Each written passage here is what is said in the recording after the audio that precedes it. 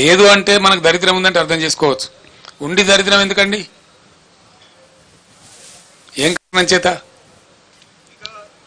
ఇంకొకటి మనకు తర్వాతనండి, అంత గుర్తించడం అవసరం లేదు రాహుల్, చెప్తాం, నో ప్రాబ్లం. ఇంత అద్భుతమైన పవర్ సిస్టమ్ ఎందుకు ఫెయిల్ అవుతా ఉంది రాష్ట్రంలో?